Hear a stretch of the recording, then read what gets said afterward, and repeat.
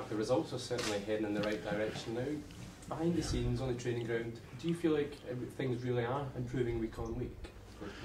I think that it's funny because I didn't have a whole. I mean, I trained on a Thursday for the first time when I came here before the Celtic game, and I didn't see much wrong with the attitude or the even we're talking out there about lack of confidence in that.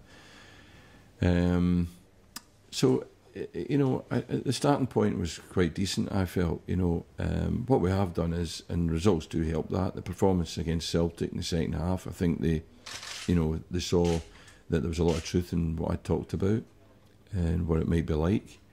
Aberdeen, I thought they were terrific, and took the positives from the Celtic game into that, and could have won the game. I'm not going to say should have won it, but could have won it.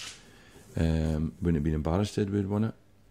And then took that into the Kilmarnock game, and we ran with a plan which almost worked to a T, in the sense that we didn't anticipate going there and beating Kilmarnock 4-0. We knew we were going to have to work hard for a result and stay disciplined and determined, and we did, and we got the late goal, which I thought we deserved, and I thought we did deserve to win that game. So, on the training ground, that's that those results have come from the training ground, in the sense that they've worked hard to understand how I want them to play, how I want them to defend, and from that, the transition between defending and attacking. And they've done good work on the training ground. And you've said you're still on a learning curve. What have you learned about this team in the time you've been here now? Well, mostly that I'm really encouraged. I've got good players, I've got a lot of good players. And I'm looking for a way to utilise them as best I can, and to deploy them in the most effective way, and also to deploy the most effective 11.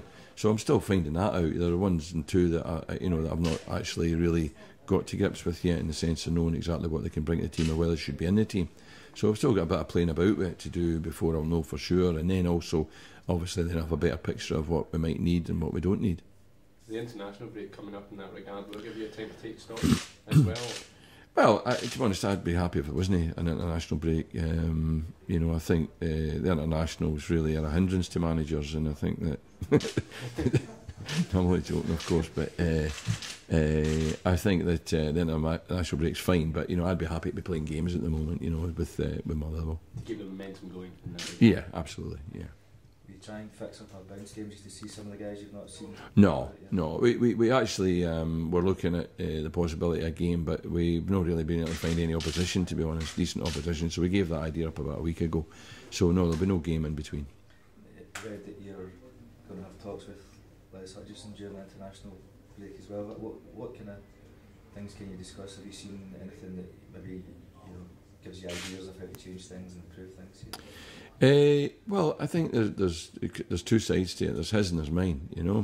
When you take a job as a manager, you kind of really start making demands. You've got to understand the dynamics that exist at the football club and what's possible. So what I'm going to find out when I go there is what Les's kind of vision for the club is, and then I'll understand better how I can fit into that, and then as time goes on, talk about what's needed on the field.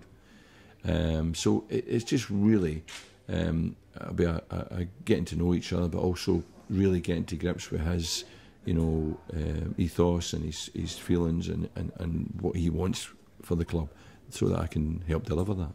Is it vital that a manager, you have a kind of close relationship with the owner, that you know exactly what he wants? Absolutely. I mean, I've had brilliant relations. I've had fantastic chairmen. Whatever time I've had at clubs, from my very first club with John Medeski, Martin George at Leicester, Theo Pafitis, brilliant chairman for me. Dick Knight at Brighton, John Boyle here. Every single chairman I've had has been a big ally and a brilliant help for me. So, I'm hoping that Les will be the same, and that we work together with the same ambition. So you're going out there to find out more about his vision and what he expects. Are you confident that your expectations will meet his reality and vice versa? Yeah, but my expectations will have to be, tapered to what's possible. I can sit here and say, look, I want Motherwell. I came here to win the Champions League. But it's fantasy, you know. So what I've got to do is I've got to understand the parameters I'm able to work within, you know, what they are. And of course, as a manager, I have a responsibility to the fans to push that as far as I can, you know, so to get the team as good as I can by, if it's necessary, to spend as much money as I can get out of them.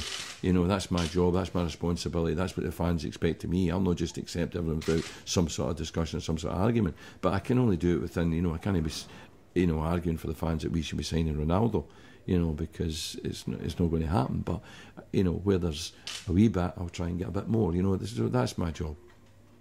Are you any closer to knowing your top two strikers, Mark?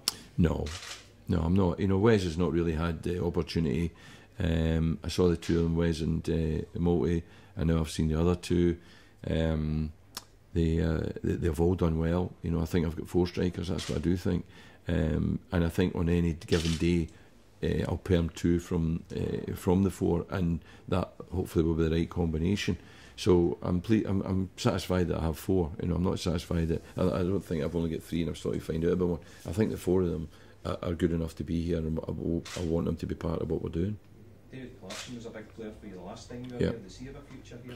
Yeah, of course he does. But you know, Clarkie's at the other end of his career. You know, to an extent, so is Scott McDonald. But you know, I think they've still got. You know, there'll be important days for Clarkie and for Scott McDonald still to come for sure. Mark, do you feel like you're just week on week putting out a team to just try and win games just based on what you've got, rather than trying to develop the squad for the long term? Oh, quite the opposite, the absolute opposite. I mean, I changed the 2 strikers last week so I could see them.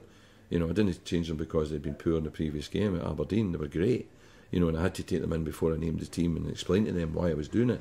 And that will continue to happen until I'm absolutely clear in my head, you know, who the best 11 are. And then I'll start to put out a team to win games. At the moment, I'm putting out a team that hopefully will give us a chance of winning games, but will give me another step in my learning curve that I'm on to find out about this group of players.